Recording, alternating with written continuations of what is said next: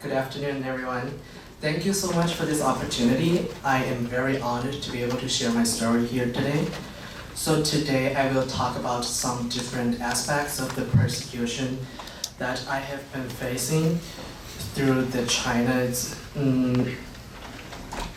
persecution toward the religious freedom. So first I want to start with why do they persecute my family. So here's a little background of my family. My dad is the pastor of Livingston Church, and our church is doing very well in Guangzhou, China, and we do not work with the government politically. That's the reason why Chinese government starts to persecute us. And what does the persecution look like? So my dad got put into prison for 2.5 years, and also our church got taken away. And after my dad was released from the jail, he also was under close watching. So the government officials would follow him 24/7. We have 6 to 8 monitors in front of our door of our house, and it's just very excessive.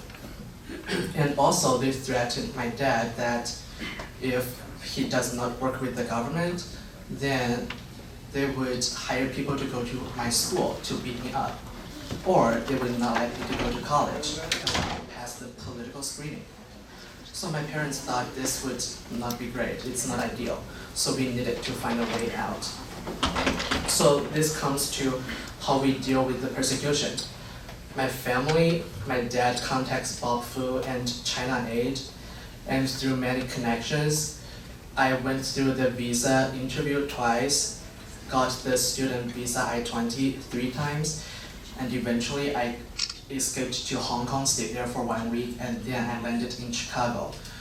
So that's how, just a brief overall of my experience, how I escaped from China. And so this is the part I want to talk about.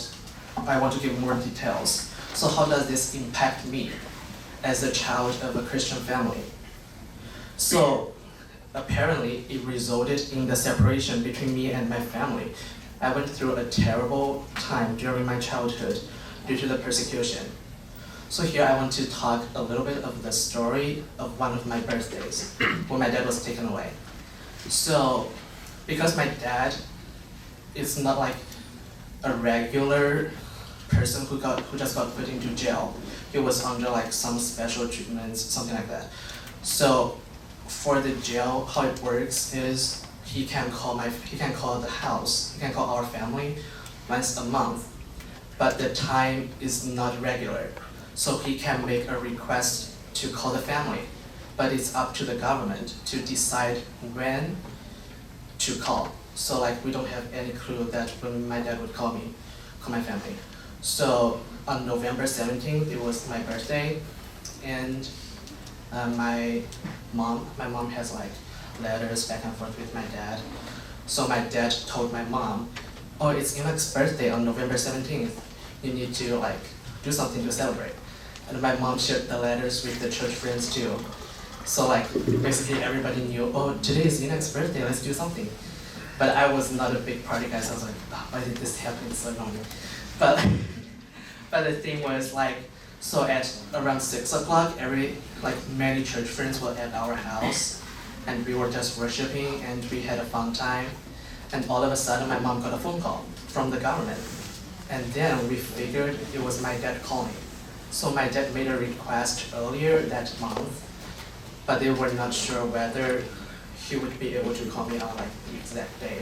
But it resulted on like, he just called me on the time, like 7 o'clock before we had dinner. So like everybody was excited, but we had to calm down. And then like I was very awkward because I didn't know what to say. It was like I was at my teenage age. And I was like, oh, what should I say in this kind of situation? And because it was just awkward. And then I did like, so could you like sing me a happy birthday song? I thought that was like the thing that I could ask for at that situation. And my dad said, yeah. And then he would, because my dad is really strong, like through my childhood, and then he sang me happy birthday song. but he didn't like make it through. So at the end, his voice started cracking and he burst into tears. And at that moment, I thought, oh, this is like a lot to take in. I could not like, even though like my dad was out in prison for 2.5 years, instead of me crying, my mom was the one who always like cried a lot in the nights because she doesn't want to worry me and my brother. So I was trying to pretend I'm strong, I don't care. But at that moment, it was something broke, and like all the negative emotions, like the sadness and the sorrow just came to me. Just started crying in front of like all the people. And my mom was scared, she thought something happened, and then she went to me and she heard my dad was saying happy birthday and she cried. And my brother he didn't know what was going on, so he saw both of us crying and he started crying. But it was really bad, and at that moment I thought, even though I'm trying to pretend that I don't care and I'm fine, but all of these things, this persecution that have been happening around my family has caused tremendous pain on our mentally. So based on that, my story and experience, my wish is that this could come to the end before it harms more family like mine who are pursuing religious freedom. So to the ending, I am grateful for the US government's efforts and everybody's help who helped to get me here. There are many other people being persecuted in China like this just because of their religions. Please stay focused on the issues happening around religious freedom in China and help the persecuted Chinese people to be able to contain their rights to practice their religions as we as citizens are able to. So that's a little bit of my testimony. Thank you very much.